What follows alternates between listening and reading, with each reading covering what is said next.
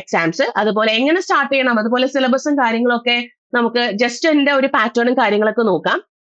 നമ്മുടെ SBI ആയിരുന്നാലും IBPS clerk ആയിരുന്നാലും ഇപ്പൊ RBI അസിസ്റ്റന്റ് അങ്ങനെയുള്ള പരീക്ഷകൾക്കൊക്കെ ആണെങ്കിലും പ്രിലിംസിന് നമുക്ക് 3 സെക്ഷൻസ് ആണ് വരുന്നത്. ഇംഗ്ലീഷ് 30 ക്വസ്റ്റ്യൻ 30 മാർക്കിന്, റീസണിംഗ് 35 ക്വസ്റ്റ്യൻസ് 35 മാർക്കിന്, ന്യൂമറിക്കൽ എബിലിറ്റി 35 ക്വസ്റ്റ്യൻ 35 മാർക്ക്, അങ്ങനെ ടോട്ടൽ 100 ക്വസ്റ്റ്യൻസ് 100 മാർക്കിനാണ് നമുക്ക് അവിടെ എന്താണ് ആ ഒരു പ്രിലിംസിന്റെ പാറ്റേൺ വരിക.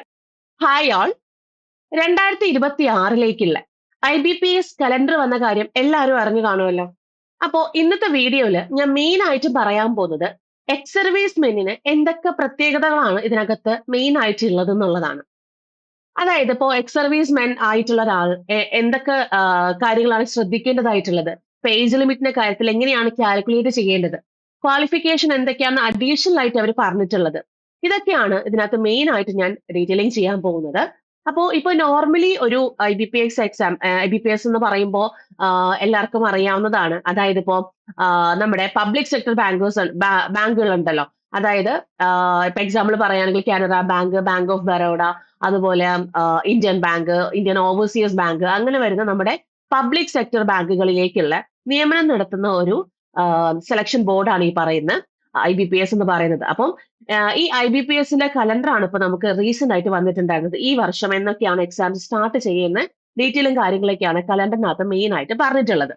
അപ്പോൾ ഈ ഒരു എക്സാമിന് പ്രിപ്പയർ ചെയ്യുമ്പോൾ എക്സ് സർവീസ് മെൻ എന്തൊക്കെ കാര്യങ്ങളാണ് ശ്രദ്ധിക്കേണ്ടതായിട്ടുള്ളത്, അവർ ആപ്ലിക്കേഷൻ കൊടുക്കുന്ന സമയത്ത് എന്തൊക്കെ കാര്യങ്ങളാണ് അവർ ശ്രദ്ധിക്കേണ്ടത് എന്നുള്ള ഡീറ്റെയിലും കാര്യങ്ങളൊക്കെയാണ് പറയാൻ പോകുന്നത്. അപ്പൊ നമ്മുടെ നോർമലി ഒരു IBPS എക്സാംസിന് നമ്മൾ അപ്ലൈ ചെയ്യുമ്പോൾ ഏജ് ലിമിറ്റ്, നോർമലി ഒരാൾക്ക് വരുന്ന ഏജ് ലിമിറ്റ് എന്ന് പറയുന്നത്, ഇപ്പോൾ POയുടെ എക്സാം ആണെങ്കിൽ മാക്സിമം 30 വയസ്സ് വരെ ആപ്ലിക്കേഷൻ കൊടുക്കാം. അതായത് 20 തൊട്ട് 30 വയസ്സ് വരെ ആപ്ലിക്കേഷൻ കൊടുക്കാം.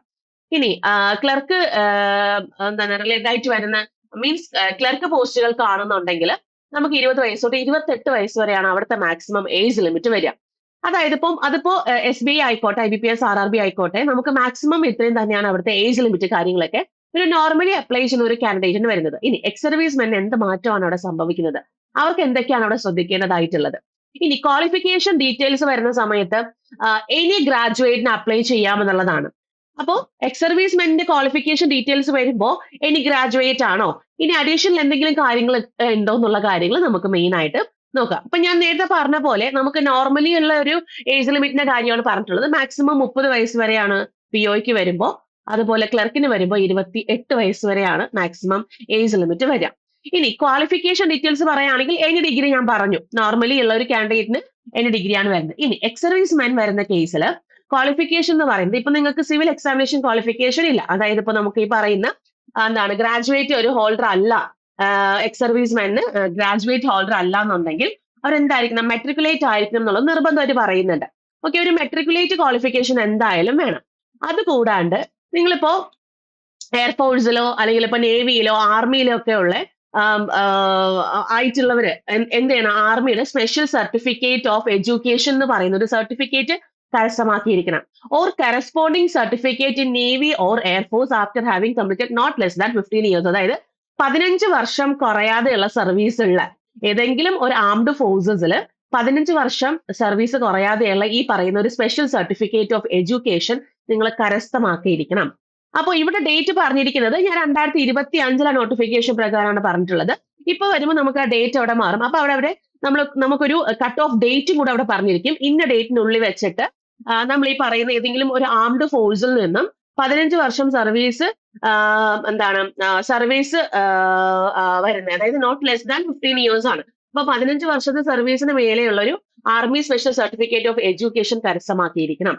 ഓക്കെ, ആ ഒരു സർട്ടിഫിക്കറ്റ് എന്ന് പറയുന്നത് നമുക്ക് എപ്പോഴാണോ നമ്മുടെ നോട്ടിഫിക്കേഷൻ വരുന്ന ആ സമയത്ത് വരുന്ന ആ ഒരു ഡേറ്റ് ഉണ്ടായിരിക്കും. ആ ഡേറ്റിന് മുന്നേ ആയിരിക്കണം നിങ്ങൾ എടുത്തിരിക്കേണ്ടത്, അല്ലെങ്കിൽ ആ ഒരു ഡേറ്റിന് മുന്നേ ഉള്ള സർട്ടിഫിക്കറ്റ് ആയിരിക്കണം എന്നുള്ളൊരു കാര്യം പറയുന്നുണ്ട്. ഇത് ഗ്രാജുവേറ്റ് ഹോൾഡർ അല്ലാത്ത ഒരു എക്സ് സർവീസ് മെന്റെ കാര്യമാണ് പറയുന്നത്. അപ്പൊ 10ാം ക്ലാസ് മീൻസ് നമ്മളെ മെട്രിക്കുലേഷൻ ഉണ്ടായിരിക്കാം. കൂടാണ്ട് നമ്മളെ ആംഡ് ഫോഴ്സസിലെ ഇപ്പൊ നേവി ആയാലും അതുപോലെ എയർഫോഴ്സ് ആയാലും ആർമിയിലായിരുന്നാലും ഒരു സ്പെഷ്യൽ സർട്ടിഫിക്കറ്റ് ഓഫ് എഡ്യൂക്കേഷൻ എന്ന് പറയുന്നൊരു സർട്ടിഫിക്കറ്റ് ഉണ്ട്. അത് not less than 15 years of service ഉള്ള ഒരു സർട്ടിഫിക്കറ്റ് ആണ്. അത് കരസ്ഥമാക്കിയിരിക്കണം. അത് നമുക്കൊരു പെർട്ടിക്കുലർ ഡേറ്റ് നോട്ടിഫിക്കേഷൻ തന്നിരിക്കും. ആ നോട്ടിഫിക്കേഷന് മുന്നേ തന്നെ, മീൻസ് ആ ഒരു ഡേറ്റിന് മുന്നേ തന്നെ ആ ഒരു എന്താണ് പറയുന്ന സർട്ടിഫിക്കറ്റ് നിങ്ങളുടെ കയ്യിൽ ഉണ്ടായിരിക്കണം.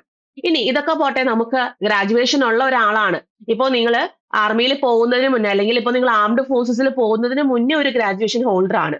ഇനി ആംഡ് ഫോഴ്സസിന് ഒപ്പം നിങ്ങൾ ഒരു ഗ്രാജുവേഷൻ എടുത്ത ഒരാളാണെന്നുണ്ടെങ്കിൽ നിങ്ങൾക്ക് ഡയറക്ട്ലി നമ്മുടെ ആ ക്വാളിഫിക്കേഷൻ വെച്ച് തന്നെ എന്ത് ചെയ്യാൻ പറ്റും, ആപ്ലിക്കേഷൻ കൊടുക്കാൻ വേണ്ടി സാധിക്കും. ഇതാണ് ക്വാളിഫിക്കേഷൻ ഡീറ്റെയിലിനകത്ത് വരുന്ന ഒരു കാര്യം. ഇനി ഏജ് ലിമിറ്റ് വരുമ്പോഴത്തേക്കും ശ്രദ്ധിക്കേണ്ട കാര്യം എന്ന് പറയുന്നത്, പിഒയുടെ കേസ് ആണെങ്കിൽ അവിടെ 5 വർഷത്തെ ഏജ് ലിമിറ്റ് വരുന്നുള്ളൂ. അതായത് നിങ്ങളുടെ എത്രയാണോ ഈ പറയുന്ന ഏജ്, അതിൽ നിന്നും ഒരു 5 ഇയേഴ്സിന്റെ എന്താണ് +5 ഇയേഴ്സും കൂടെ വരുന്നുള്ളൂ. ഇനി ക്ലർക്കിന്റെ കേസ് വരുന്ന സമയത്ത് അവിടെ ഒരു സ്പെഷ്യൽ കൺസിഡറേഷനും കൂടെ വരുന്നുണ്ട്. അതായത് ഇപ്പൊ ഇവിടെ നോക്കിക്കേ, എക്സ് സർവീസ് മെൻ അല്ലെങ്കിൽ ഡിസേബിൾഡ് എക്സ് സർവീസ് മെന്റെ കാര്യമാണ് പറയുന്നത്. ആക്ച്വൽ പീരീഡ് ഓഫ് സർവീസ് എന്ന് പറയുന്നത് rendered in defence forces +3 years. അതായത് നിങ്ങൾ 15 വർഷം, അതായത് മിനിമം 15 വർഷത്തെ സർവീസ് ഉണ്ടായിരിക്കണം. നിങ്ങളുടെ കയ്യിൽ മിനിമം 15 വർഷത്തെ സർവീസ് ഉണ്ടായിരിക്കണം. 15 വർഷത്തെ സർവീസ് ഉള്ള ഒരാൾക്ക്, അത് മീൻസ് 15 വർഷം സർവീസും വേണം, അവർക്ക് +3 ഇയേഴ്സ് എന്ത് കിട്ടും, ഈ പറയുന്ന റിലാക്സേഷൻ കിട്ടും. ഇനി disabled ex service men belonging to SC/ST candidate വരുന്ന, അതിൽ ഡിസേബിൾഡ് എക്സ് സർവീസ് മെൻ ആണെന്നുണ്ടെങ്കിൽ 8 വർഷത്തെ റിലാക്സേഷനും കിട്ടും. ഇപ്പൊ എക്സാമ്പിൾ പറയുകയാണെങ്കിൽ 20 വർഷത്തെ സർവീസ് ഉള്ള ഒരാള്, ഓക്കെ, അയാൾക്ക് 45 വയസ്സാണെന്ന് വിചാരിക്കും. അപ്പൊ നിങ്ങൾക്ക് 20 വർഷത്തെ സർവീസ് ഉണ്ട്, 45 വയസ്സാണെങ്കിൽ നമ്മൾ ഈ 45-ൽ നിന്ന് ആ ഒരു സർവീസ് പീരീഡ് കുറയ്ക്കുന്ന സമയത്ത് നമുക്ക് 25 വയസ്സ് വരും. ഈ 25 വയസ്സെന്ന് പറയുന്നത് നമുക്ക് ഈ തന്നിരിക്കുന്ന ഏജ് ഉണ്ടല്ലോ, 20ഉം 28ഉം അതിനുള്ളിലല്ലേ വന്നിട്ടുള്ളത്. അപ്പൊ നിങ്ങൾക്ക് അത് അപ്ലൈ ചെയ്യാൻ വേണ്ടി സാധിക്കും. ക്ലിയർ ആണെന്ന് വിചാരിക്കണം.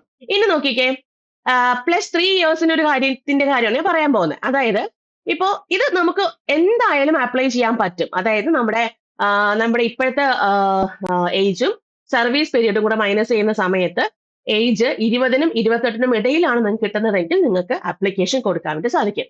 ഇനി വേറൊരു എക്സാമ്പിൾ പറയാം. 15 വർഷത്തെ സർവീസും ഉണ്ട്, ഒരു 48 വയസ്സാണ് നിങ്ങൾക്ക് ഉള്ളത് എന്നുണ്ടെങ്കിൽ നമ്മളിത് എന്താണ് കുറയ്ക്കുന്ന സമയത്ത് നമുക്ക് 33 വയസ്സാണ് വരിക. ഈ 33 വയസ്സെന്ന് പറയുന്നത് ഒരിക്കലും 20നും 28നും ഇടയിലുള്ള ഒരു പ്രായമല്ല. അപ്പൊ അവിടെ നോക്കുമ്പോൾ 28 +3 ഇയേഴ്സ് അവിടെ റിലാക്സേഷൻ വരുന്നുണ്ട്. അപ്പം 31 വയസ്സ് വരെയാണ്. അപ്പം ഈ പറയുന്ന ഏജുകാർക്ക് അപ്ലൈ ചെയ്യാൻ സാധിക്കില്ല. കാരണം നമുക്ക് മാക്സിമം 31, അതായത് ഈ പറയുന്ന റിലാക്സേഷൻ കൂടെ ചേർത്തിട്ട് 31 വയസ്സിനുള്ളിൽ ഉള്ളതായിരിക്കണം നമ്മൾ അവിടെ വരേണ്ടത്. ഇനി SC/STയിലെ ഡിസേബിൾഡ് എക്സ് സർവീസ് മെൻ ആണ് ഇതെന്നുണ്ടെങ്കിൽ അവർക്ക് അപ്ലൈ ചെയ്യാം. കാരണം അവിടെ 28 + 8 36 വയസ്സ് വരെ ഉള്ളവർക്ക് അപ്ലൈ ചെയ്യാൻ വേണ്ടിയിട്ട് സാധിക്കും. ക്ലിയർ ആണോ എന്നുള്ളത് ചെക്ക് ചെയ്യാം. ഇനി മാക്സിമം ഏജ് ലിമിറ്റ് എന്ന് പറയുന്നത് 50 ഇയേഴ്സ് ആണെന്നും അവിടെ മെയിൻ ആയിട്ടും പറയുന്നുണ്ട്. ഓക്കെ, ഇതാണ് നമ്മുടെ ഏജ് റിലാക്സേഷന്റെ കാര്യത്തിൽ വരുന്നത്. അപ്പോൾ ക്വാളിഫിക്കേഷന്റെ കാര്യം എന്താന്ന് പറഞ്ഞു. ഇനി ഏജ് റിലാക്സേഷന്റെ കാര്യം ഞാൻ വളരെ ഡീറ്റെയിൽ ആയിട്ട് പറഞ്ഞിട്ടുണ്ട്. ഇനി നമുക്ക് SC/ST അതുപോലെ OBC കാൻഡിഡേറ്റ്സ് വരുന്ന സമയത്ത് മാക്സിമം 2 ക്യുമുലേറ്റീവ് എക്സംഷൻസ് മാത്രമേ ആപ്ലിക്കേഷൻ കൊടുക്കുക മീൻസ് അപ്ലൈ ചെയ്യാൻ വേണ്ടി സാധിക്കുള്ളൂ. അതില് ഇപ്പോ പറയുകയാണെങ്കിൽ, ഒരു എക്സാമ്പിൾ പറയുകയാണെങ്കിൽ, ഒരു ST candidate ex service men with 7 years of service ഉണ്ട്, അവർക്ക് എക്സ് സർവീസ് മെന്നിന്റെ കാറ്റഗറി മീൻസ് ആ ഒരു കാറ്റഗറിയിൽ അപ്ലൈ ചെയ്യാൻ വേണ്ടി സാധിക്കും. Maximum of 15 years will be relaxed for upper age ലിമിറ്റുകാർക്ക് മാക്സിമം 15 വർഷത്തെ റിലാക്സേഷൻ ആണ് അവിടെ കൊടുത്തിട്ടുള്ളത്. അപ്പൊ SC/ST candidate with ex service men ആണെന്നുണ്ടെങ്കിൽ ഈ പറയുന്ന കാറ്റഗറിയിൽ ആപ്ലിക്കേഷൻ കൊടുക്കാൻ വേണ്ടി സാധിക്കും. ഇനി ഇത് കൂടാണ്ട് ഇപ്പോ എക്സ് സർവീസ് മെൻ ഡിസേബിൾഡ് ആണെന്ന് വിചാരിക്കാം, അവർക്ക് disabled ex service men exemption along with SC/ST exemption കൊടുക്കാൻ വേണ്ടി സാധിക്കും. പക്ഷേ person with benchmark means disability exemption ഉണ്ടല്ലോ, അതിൽ കൊടുക്കാൻ വേണ്ടി സാധിക്കില്ല. അപ്പോ ഏതൊക്കെ കൊടുക്കാം? Disabled ex service men exemption with SC/ST exemption കൊടുക്കാൻ പറ്റും. അതായത് ആ പറയുന്ന കാറ്റഗറിയിലുള്ള ആൾക്കാർക്കാണെങ്കിൽ അവർക്ക് PWBD എക്സംഷൻ കൊടുക്കാൻ വേണ്ടി സാധിക്കത്തില്ല. അതുപോലെ തന്നെ എല്ലാ സർട്ടിഫിക്കറ്റ്സും എപ്പോഴാണോ നമ്മൾ ബാങ്കിൽ ജോയിൻ ചെയ്യുന്നത് ആ സമയത്ത് ഈ പറയുന്ന എക്സംഷൻ സർട്ടിഫിക്കറ്റ്സ് ഒക്കെ ഉണ്ടല്ലോ, അത് പ്രൊഡ്യൂസ് ചെയ്യേണ്ടത് ആവശ്യമായിട്ടും വരുന്നുണ്ട്. ഇത് അതിനകത്ത് മെയിൻ ആയിട്ടും പറയുന്ന 2-3 കാര്യങ്ങളാണ്. ഓക്കെ, അപ്പൊ ഇത്രയാണ് നമ്മുടെ ഏജിന്റെ കാര്യത്തിലും നമ്മുടെ ക്വാളിഫിക്കേഷൻ കാര്യത്തിലും മെയിൻ ആയിട്ടും വരുന്ന കാര്യം. ഇനി IBPSന്റെ കലണ്ടർ ഞാൻ പറഞ്ഞു, 2026 കലണ്ടർ നമുക്ക് വന്നിട്ടുണ്ട്, 26, 27 കലണ്ടർ വന്നിട്ടുണ്ട്. അപ്പൊ IBPS എന്താന്ന് ഞാൻ പറഞ്ഞു, നമ്മുടെ പബ്ലിക് സെക്ടർ ബാങ്കുകളിലേക്കുള്ള റിക്രൂട്ട്മെന്റ് നടത്തുന്ന നമ്മുടെ ഏജൻസിയാണ് ഈ പറയുന്ന IBPS എന്ന് പറയുന്നത്. അപ്പൊ അതില് നമുക്ക് ഇപ്പോ കലണ്ടർ വന്നിരിക്കുന്നത് നമുക്ക് ഈ പറയുന്ന IBPS PO ക്ലർക്ക്, സ്പെഷ്യലിസ്റ്റ് ഓഫീസേഴ്സും അതുപോലെ RRBയുടെ PO ക്ലർക്ക് അതുപോലെ സ്പെഷ്യലിസ്റ്റ് ഓഫീസേഴ്സിന്റെ ആണ് വന്നിട്ടുള്ളത്. അപ്പൊ അതിൽ പ്രൊബേഷണറി ഓഫീസറിന്റെ പ്രിലിമിനറി എക്സാം സ്റ്റാർട്ട് ചെയ്യുന്നത് ഓഗസ്റ്റ് 22, 23 സ്റ്റാർട്ട് ചെയ്യുന്നത്. മെയിൻസ് എക്സാമിനേഷൻ ആണെങ്കിൽ October 4 ആയിരിക്കും. കസ്റ്റമർ സർവീസ് അസോസിയേറ്റ്സ് എന്ന് പറഞ്ഞ ക്ലർക്കാണ്, ക്ലർക്കിന്റെ വേറൊരു പേരാണ് കേട്ടോ. അത് October 10, 11 തീയതികളിലാണ് എക്സാംസ് സ്റ്റാർട്ട് ചെയ്യുക. December 27 മെയിൻസ് എക്സാമിന്റെ ഡേറ്റ് വന്നിട്ടുള്ളത്. അപ്പോ നമുക്ക് ഇപ്പൊ നോക്കുകയാണെങ്കിൽ നല്ല രീതിയിൽ നമുക്ക് എക്സാം പ്രിപ്പയർ ചെയ്യാനുള്ള സമയം നമുക്ക് അവിടെ വരുന്നുണ്ട്. ഇനി നമ്മുടെ ഡേറ്റ് 10, 11 പ്രിലിമിനറി എക്സാം എങ്കിൽ നമുക്ക് 1 month മുന്നേ ആയിരിക്കും എന്ത് വരുന്നത്, നോട്ടിഫിക്കേഷനും കാര്യങ്ങളൊക്കെ വരിക. അതിന് മുന്നേ വരില്ല, നമുക്ക് ഒരു മാസം അല്ലെങ്കിൽ 1.5 മാസം മുന്നേ ആയിരിക്കും നോട്ടിഫിക്കേഷൻ വരുന്നത്. നമ്മുടെ date, actual date, exam date ഈ പറയുന്ന ഡേറ്റ് തന്നെ നടത്തും. അതിൽ എന്തെങ്കിലും ഒരു പ്രശ്നം വന്നാൽ മാത്രമേ ഡേറ്റ് ചേഞ്ച് ചെയ്യാനുള്ള ഇതുള്ളൂ. ബാക്കി അല്ലാന്നുണ്ടെങ്കിൽ പെർഫെക്റ്റ് ആയിട്ട് നമുക്ക് ഈ പറഞ്ഞ ഡേറ്റ് തന്നെ നടത്തിയിരിക്കും. ഓക്കെ, ഇനി RRB POയുടേതാണെങ്കിൽ November 21, 22 ഓഫീസ് അസിസ്റ്റന്റ് എന്ന ക്ലർക്കാണ്. അത് December 6, 12, 13 നമുക്ക് എക്സാം കാര്യങ്ങളൊക്കെ നടക്കുന്നത്. അപ്പോ നോക്കുവാണെങ്കിൽ ഇപ്പൊ നമുക്ക് ജാനുവരി മന്ത് ആണ്. അപ്പോ ഇന്ന് നമുക്ക് എക്സാം ഉള്ളത് ഓഗസ്റ്റ് ആണ്. PO വരുമ്പോൾ ഓഗസ്റ്റും ക്ലർക്ക് വരുന്ന സമയത്ത് October ആണ്. അപ്പൊ നല്ല രീതിയിൽ പ്രിപ്പറേഷൻസ് കൊണ്ടുപോകാനുള്ള ടൈം നമുക്ക് അവിടെ വരുന്നുണ്ട്. അത് മാക്സിമം യൂട്ടിലൈസ് ചെയ്ത് നല്ല രീതിയിൽ പഠിച്ചു പോയി കഴിഞ്ഞാൽ നമുക്ക് ഈ വരുന്ന ഇതിൽ തന്നെ, അതായത് ഈ പറയുന്ന പോസ്റ്റ് തന്നെ കയറാൻ പറ്റും. അതുപോലെ വേറൊരു കാര്യം കൂടെ ഉണ്ട്, എക്സ് സർവീസ്മെന്റിന് വേറൊരു കാര്യം എന്ന് പറയുന്നത് കട്ട് ഓഫ് ആണ്. കട്ട് ഓഫ് വളരെ കുറവായിട്ടാണ് നമുക്ക് ജനറൽ കട്ട് ഓഫിനെക്കാട്ടിലും വളരെ കുറവായിട്ടാണ് നമുക്ക് വരിക. ഇപ്പം ഏകദേശം ഞാൻ ഒരു എക്സാമ്പിൾ പറയുന്നതാണ്. ജനറൽ കട്ട് ഓഫ് എന്ന് പറയുന്നത് ഏകദേശം ഒരു 65 ആണെന്ന് വിചാരിക്കുക. നമ്മുടെ ക്ലർക്കിന്റെ കട്ട് ഓഫ് ഞാനൊരു എക്സാമ്പിൾ പറയുന്നതാണ്. ജനറൽ 65 ആണെന്നുണ്ടെങ്കിൽ എക്സ് സർവീസ്മെന്റിന് ഒരു 15 to 20 മാർക്സിന്റെ വ്യത്യാസം വരും. 65 ആണെങ്കിൽ ചിലപ്പോൾ 20 മാർക്സ് അല്ലെങ്കിൽ ഒരു 15 മാർക്സ് എന്ന് പറയുമ്പോൾ ഏകദേശം ഒരു 40 റേഞ്ചിലൊക്കെ ആയിരിക്കും നമുക്ക് 45-50 റേഞ്ചിലൊക്കെ ആയിരിക്കും നമുക്ക് എന്ത് വരുന്നത്, ഈ പറയുന്ന കട്ട് ഓഫ് വരും. അപ്പം നിങ്ങൾക്ക് നല്ല രീതിയിൽ പ്രിപ്പയർ ചെയ്ത് കഴിഞ്ഞാൽ പെട്ടെന്ന് ബാങ്കിലേക്ക് ആ ഒരു പോസ്റ്റിലേക്ക് കയറാവുന്നുള്ള ഒരു കാര്യം കൂടെ അതിനകത്ത് പറയുന്നുണ്ട്. ഇനി ഗ്രാജുവേഷൻ ഹോൾഡർ ആയിട്ടുള്ള എക്സ് സർവീസ് മെൻ ആണെങ്കിൽ വേറൊരു കാര്യം കൂടെ ഉണ്ട്, നിങ്ങൾക്ക് സ്പെഷ്യൽ അലവൻസും കാര്യങ്ങളും ഒക്കെ ഉണ്ട്. ഇപ്പോ മെട്രിക്കുലേറ്റ് ഉള്ള ഒരാളാണ്, ആ പറയുന്ന എക്സ് സർവീസ് മെന് 15 വർഷത്തും, അതായത് 15 വർഷം കുറയാനുള്ള സർവീസ് ഉണ്ട്, ആംഡ് ഫോഴ്സിൽ നിന്ന് സർവീസിൽ ഒരു സർട്ടിഫിക്കറ്റ് ഉണ്ടെന്നുണ്ടെങ്കിൽ അവർക്ക് നമുക്ക് സാധാരണയുള്ള അലവൻസും കാര്യങ്ങളൊക്കെ ആയിരിക്കും വരിക. ഇനി ഗ്രാജുവേറ്റ് ഹോൾഡർ ആണെന്നുണ്ടെങ്കിൽ നിങ്ങൾക്ക് സ്പെഷ്യൽ അലവൻസും കാര്യങ്ങളും സാലറി ഇൻക്രിമെന്റും കാര്യങ്ങളും ഒക്കെ നിങ്ങൾക്ക് ഉണ്ടായിരിക്കും. ഈ ഒരു കാര്യം കൂടെ ഒന്ന് ഓർത്തേക്കുക. അപ്പോ പഠിക്കേണ്ട സമയമാണ്, നന്നായിട്ട് പഠിച്ചു തുടങ്ങേണ്ട ടൈമും കൂടിയാണ്. നമുക്ക് 2 ഫേസ് എക്സാം ആണ് ക്ലർക്കിന് വരിക. ഓക്കെ, ഇപ്പോ മെയിൻസ് ആണെങ്കിൽ നമുക്ക് 3 ഫേസ് ആയിരിക്കും വരുന്നത്. 2 ഫേസ് എക്സാം തന്നെയാണ്. അതിൽ മൂന്നാമത്തെന്ന് പറയുന്നത് ഇന്റർവ്യൂ ആയിരിക്കും നമ്മുടെ PO വരുമ്പോ. ഇവിടെ ക്ലർക്ക് ആണെങ്കിൽ 2 ഫേസ് എക്സാംസ്, പ്രിലിംസും മെയിൻസും വന്നിട്ട് പിന്നെ LPT ലാംഗ്വേജ് പ്രൊഫിഷ്യൻസി ടെസ്റ്റ്, നമ്മൾ ഏത് സ്റ്റേറ്റ് ആണ് അപ്ലൈ ചെയ്യുന്നത് ആ സ്റ്റേറ്റ് പ്രകാരമുള്ള ലാംഗ്വേജ് പ്രൊഫിഷ്യൻസി ടെസ്റ്റ് വരും. ഇനി നമുക്ക് എക്സാംസ് ഏതൊക്കെയാ വരുന്ന, IBPS ക്ലർക്കും IBPS RRB ക്ലർക്കും SBI ക്ലർക്കും അതുപോലെ PO. ഇത്രയാണ് നമുക്ക് ആപ്ലിക്കേഷൻ കൊടുക്കാൻ വേണ്ടിയിട്ട് പറ്റുന്ന എക്സാംസ്. അതുപോലെ എങ്ങനെ സ്റ്റാർട്ട് ചെയ്യണം, അതുപോലെ സിലബസും കാര്യങ്ങളൊക്കെ നമുക്ക് ജസ്റ്റ് എൻ്റെ ഒരു പാറ്റേണും കാര്യങ്ങളൊക്കെ നോക്കാം.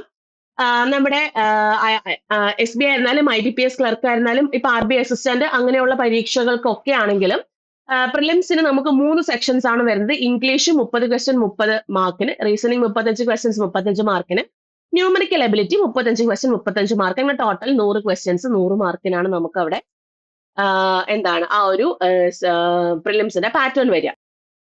അപ്പോൾ ഈ എക്സാംസിന്റെ ഒക്കെ പാറ്റേൺ നമുക്ക് ജസ്റ്റ് നോക്കാം. അതിന്റെ പ്രിലിംസ് വരുന്ന സമയത്ത് 3 സെക്ഷൻസ് ആണ് വരിക. English, reasoning, numerical ability. English 30 question 30 mark, reasoning 35 questions 35 mark, അതുപോലെ numerical ability 35 questions 35 mark, total 100 questions 100 mark, 20 minutes each ആണ് ഓരോ സെക്ഷണൽ ടൈമിങ്. ഇനി RRBയുടെ കേസ് വരുന്ന സമയത്ത് പ്രിലിംസിന് 2 സെക്ഷൻസേ കാണുള്ളൂ, നമ്മുടെ റീസണിങ്ങും ന്യൂമറിക്കൽ എബിലിറ്റിയും. അവിടെ നമുക്ക് റീസണിങ്ങിനാണെങ്കിൽ 25 മിനിറ്റും അതുപോലെ ന്യൂമറിക്കൽ എബിലിറ്റി ആണെങ്കിൽ 20 മിനിറ്റും ആണ് സെക്ഷണൽ ടൈമിംഗ് വരുന്നത്. കട്ട് ഓഫ് അല്ല, ടൈമിംഗ് വരുന്നത്. ക്വസ്റ്റ്യൻസ് രണ്ടും ബോത്ത് നമുക്ക് 40 വീതം വെച്ചിട്ടാണ് 80 ക്വസ്റ്റ്യൻസ് ആണ് വരിക 80 മാർക്സിന്. ഓക്കെ, ഇനി മെയിൻസിന്റെ കാര്യം വരുന്ന സമയത്ത് നമുക്ക് English, reasoning, numerical ability, GA ഇത്രയും കാര്യങ്ങൾ വരുന്നുണ്ട്. അതിന്റെ ആ ഒരു സെക്ഷണൽ ടൈമിങ്ങും മാർക്സും ഒക്കെയാണ് ഇവിടെ കൊടുത്തിട്ടുള്ളത്. ഇനി RRBയുടെ കേസ് വരികയാണെന്നുണ്ടെങ്കിൽ അതൊരു കമ്പ്യൂട്ടർ അവയർനെസ്സും കൂടെ വരുന്നുണ്ട്. അപ്പൊ ഇതാണ് ഒരു ജസ്റ്റ് ഒരു വേഗ് ഐഡിയ ആയിട്ട് ഞാൻ പറഞ്ഞതാണ്. അപ്പൊ ഇതാണ് നമുക്ക് ഈ പറയുന്ന പാറ്റേണും കാര്യങ്ങളൊക്കെ വരുന്നത്. അപ്പോൾ നല്ല രീതിയിൽ പ്രിപ്പറേഷൻസ് സ്റ്റാർട്ട് ചെയ്യാനാണെന്നുണ്ടെങ്കിൽ നമ്മുടെ എൻട്രിയിൽ ഇപ്പൊ കോഴ്സസും കാര്യങ്ങളും ഒക്കെ ഇപ്പൊ അവൈലബിൾ ആണ്. അപ്പൊ നിങ്ങൾക്ക് തീർച്ചയായിട്ടും എന്ത് ചെയ്യാം, നമ്മുടെ കോഴ്സിലേക്ക് ജോയിൻ ചെയ്തിട്ട് ഈ പറയുന്ന ഇപ്പൊ ജാനുവരി മന്ത് ആയിട്ടേ ഉള്ളൂ. അപ്പൊ നല്ല രീതിയിൽ പ്രിപ്പറേഷൻസ് മുന്നോട്ട് കൊണ്ടുപോകാനുള്ള ഒരു ടൈം കൂടിയാണ്. അപ്പം മാക്സിമം സപ്പോർട്ടോട് കൂടി തന്നെ അടുത്ത് വരുന്ന എക്സാം ക്രാക്ക് ചെയ്യാൻ വേണ്ടിയുള്ള എല്ലാ കാര്യങ്ങളും നമ്മുടെ എൻട്രി പ്രൊവൈഡ് ചെയ്യുന്നുണ്ട്. അപ്പൊ നിങ്ങളിപ്പോ എന്താണ് റിട്ടയർ ആയിട്ട് അല്ലെങ്കിൽ റിട്ടയർ ആയിട്ടിരിക്കുന്ന ഒരാളാണെന്നുണ്ടെങ്കിൽ നിങ്ങൾക്ക് ബാങ്കിൽ ഒരു നല്ലൊരു കരിയർ ബിൽഡപ്പ് ചെയ്യാൻ പറ്റുന്ന നല്ലൊരു അവസരം കൂടിയാണ്. ഒട്ടും തന്നെ നിങ്ങൾ മടിക്കരുത്. ഞാൻ ഈ പറഞ്ഞ ക്രൈറ്റീരിയ കാര്യങ്ങളൊക്കെ ഓക്കെ ആണെന്നുണ്ടെങ്കിൽ എത്രയും പെട്ടെന്ന് ജോയിൻ ചെയ്തോളൂ. നിങ്ങൾക്ക് സ്ട്രക്ചേർഡ് ആയിട്ടുള്ള ഒരു സ്റ്റഡി പ്ലാനും അതുപോലെ ലൈവ് ക്ലാസ്സുകളും റെക്കോർഡ് ക്ലാസ്സുകളും ഡെയിലി ടെസ്റ്റുകളും അതുപോലെ തന്നെ മെന്റേഴ്സിന്റെ സപ്പോർട്ടോട് കൂടി നമുക്ക് ഈ ഒരു ബാച്ചിലേക്ക് ജോയിൻ ചെയ്ത് കഴിഞ്ഞാൽ നിങ്ങൾക്ക് നല്ല രീതിയിൽ പ്രിപ്പറേഷൻസ് കൊണ്ടുപോകാൻ പറ്റുന്ന ഒരു ബാച്ചാണ് നമ്മുടെ വിന്നേഴ്സ് ബാച്ച് എന്ന് പറയുന്നത്. നമ്മുടെ കോൺസെപ്റ്റ് പ്യുവർ ആയിട്ട് ക്ലിയർ ചെയ്യാനും അതുപോലെ മെയിൻസിലേക്ക് വേണ്ടിയുള്ള പ്രിപ്പറേഷൻസും കാര്യങ്ങളും ഒക്കെ ക്ലിയർ ചെയ്യാനും ഒക്കെയുള്ള എല്ലാ കാര്യങ്ങളും നമ്മുടെ ബാച്ചിനകത്ത് ഇൻക്ലൂഡഡ് ആണ്. ഇനി റെഗുലർ ആയിട്ട് വരുന്ന ഡൗട്ട് ക്ലിയറിങ്ങും കാര്യങ്ങളും ഒക്കെ മെന്റേഴ്സ് നിങ്ങളെ ഹെൽപ്പ് ചെയ്യുന്നതായിരിക്കും. അതുപോലെ തന്നെ ബുക്ക് അത് 3 കോംപ്രിഹെൻസീവ് വോളിയം ഉള്ള ബുക്സ് നിങ്ങൾക്ക് റിവിഷന് വേണ്ടിയിട്ടും ഈ ഒരു ബാച്ചിനൊപ്പം നിങ്ങൾക്ക് പ്രൊവൈഡ് ചെയ്യുന്നതാണ്. അപ്പോൾ മാക്സിമം നിങ്ങൾ എന്ത് ചെയ്യുക, നമ്മുടെ ബാച്ചിലേക്ക് ജോയിൻ ചെയ്യാൻ വേണ്ടി ശ്രമിക്കുക. ഇതിലെ ക്ലാസ് ഫീച്ചേഴ്സ് ഇങ്ങനെയാണ് വരുന്നത്. മെന്റർഷിപ്പ് സപ്പോർട്ട് ഉണ്ടായിരിക്കും, ഓൾ ത്രൂ ഔട്ട് നിങ്ങളുടെ ബാച്ച് തീരുന്നത് വരേക്കും. അതുപോലെ തന്നെ ഇന്ററാക്റ്റീവ് ലൈവ് ക്ലാസ്സുകളാണ് അവിടെ വരിക. ഡൗട്ട് ക്ലിയറൻസ് സെഷൻസ് ഉണ്ടായിരിക്കും. വിഷ്വലൈസേഷൻ ബേസ്ഡ് ക്ലാസ്സസ് ആയിരിക്കും. എക്സ്പേർട്ട് ക്രിയേറ്റ് ചെയ്തിട്ടുള്ള സ്റ്റഡി പ്ലാൻ അനുസരിച്ചിട്ടാണ് കോഴ്സസ് മുന്നോട്ട് പോകുന്നത്. അതുപോലെ മോക്ക് ടെസ്റ്റുകളും കാര്യങ്ങളും അത് അൺലിമിറ്റഡ് മോക്ക് ടെസ്റ്റുകളും ഡെയിലി ടെസ്റ്റുകളും അതുപോലെ സെക്ഷണൽ ടെസ്റ്റുകളും ഒക്കെയാണ് നിങ്ങൾക്ക് ഇതിനകത്ത് പ്രൊവൈഡ് ചെയ്തിട്ടുള്ളത്. അപ്പം എത്രയും പെട്ടെന്ന് ജോയിൻ ചെയ്തോളൂ. ഒട്ടും തന്നെ താമസിക്കരുത്. നാളെ എന്ന് വിചാരിച്ചിരിക്കരുത്. എത്രയും പെട്ടെന്ന് ജോയിൻ ചെയ്യുക. എൻട്രി കംപ്ലീറ്റും സജ്ജമായിട്ടിരിക്കുകയാണ് നിങ്ങളെ പഠിപ്പിക്കാൻ വേണ്ടിയിട്ട്. അപ്പം നിങ്ങൾ പഠിക്കുക. നമ്മൾ പറയുന്ന കാര്യങ്ങളൊക്കെ നല്ലപോലെ അത് പഠിച്ചെടുത്തു കഴിഞ്ഞാൽ അടുത്ത് വരുന്ന ഒരു എക്സാം ക്ലിയർ ചെയ്ത് നമുക്ക് കയറാൻ പറ്റുന്നതാണ്. അപ്പം മാക്സിമം നിങ്ങൾ എന്ത് ചെയ്യുക, അത് യൂട്ടിലൈസ് ചെയ്യുക കേട്ടോ. അപ്പൊ ബാച്ചിലേക്കൊക്കെ ജോയിൻ ചെയ്യുക. ഇനി നമ്മുടെ ബാച്ച് റിലേറ്റഡ് നിങ്ങൾക്ക് ക്വയറീസ് ഉണ്ട്, ബാച്ചിലായിട്ട് നിങ്ങൾക്ക് കൂടുതലൊക്കെ അറിയണം എന്നുണ്ടെങ്കിൽ ഈ കാണിക്കുന്ന നമ്പറിലേക്ക് ഒന്ന് വിളിച്ചൊന്ന് കോൺടാക്ട് ചെയ്യാം കേട്ടോ. അപ്പൊ ബാച്ചിനെ പറ്റിയിട്ടും ബാച്ചിന്റെ റിലേറ്റഡ് ആയിട്ട് വരുന്ന എന്ത് കാര്യങ്ങൾ വേണമെങ്കിലും നമ്മൾ ഈ നമ്പർ ത്രൂ നിങ്ങൾക്കത് അറിയാൻ പറ്റുന്നതായിരിക്കും. അപ്പൊ ഇത്രയും കാര്യങ്ങളാണ് എനിക്ക് ഇതിനകത്ത് മെയിൻ ആയിട്ട് പറയാനുള്ളത്. അപ്പം ഇതുവരേക്കും ഈ പറയുന്ന കാര്യങ്ങളൊന്നും അറിയാൻ പാടില്ലാതെ എന്താണ് ബാങ്ക് എക്സാംസ് എന്നുള്ളത് അറിയാൻ പാടില്ലാതിരുന്ന എല്ലാവരും അത് ജസ്റ്റ് ഒന്ന് അറിയാം. എക്സ് സർവീസ് മെന്നാണ് കൂടുതൽ നിങ്ങൾ അറിയാം. നിങ്ങളുടെ ക്രൈറ്റീരിയാസ് കറക്റ്റ് ആയിട്ട് അറിയാം. നിങ്ങൾക്ക് അപ്ലൈ ചെയ്യാൻ പറ്റും. നിങ്ങൾക്ക് ബാങ്കിങ് എന്ന് പറയുന്ന ഒരു കരിയർ നിങ്ങൾക്ക് ചൂസ് ചെയ്യാൻ പറ്റും. ഒരു ഒരു നല്ല രീതിയിലുള്ള ഒരു പ്രിപ്പറേഷൻസ് നിങ്ങൾ മുന്നോട്ട് കൊണ്ടുപോയാൽ മതി. ഒരു എന്താ പറയാ കൺസിസ്റ്റന്റ് ആയിട്ടുള്ള പ്രിപ്പറേഷൻ നിങ്ങൾ കൊണ്ടുപോവുക. അപ്പൊ അതിന് വേണ്ടിയിട്ട് എൻട്രി നിങ്ങളോടൊപ്പം ഉണ്ട്. അപ്പോ നമ്മുടെ ബാച്ചിലേക്ക് ജോയിൻ ചെയ്യാം കേട്ടോ. അതുപോലെ തന്നെ നമ്മുടെ ചാനൽ ഒന്ന് സബ്സ്ക്രൈബ് ചെയ്തേക്കുക. പുതിയ അപ്ഡേറ്റ്സിന് വേണ്ടിയിട്ടും ഒക്കെ വേണ്ടിയിട്ട് നിങ്ങൾ ചാനൽ സബ്സ്ക്രൈബ് ചെയ്തേക്കുക. നമ്മുടെ വീഡിയോ ലൈക്ക് ചെയ്തേക്കുക. അപ്പൊ നമുക്ക് എന്തായാലും അടുത്ത ക്ലാസ്സിൽ പുതിയ ഇൻഫർമേഷൻ ആയിട്ട് കാണാം. അപ്പൊ അതുവരേക്കും താങ്ക് യു, ബൈ.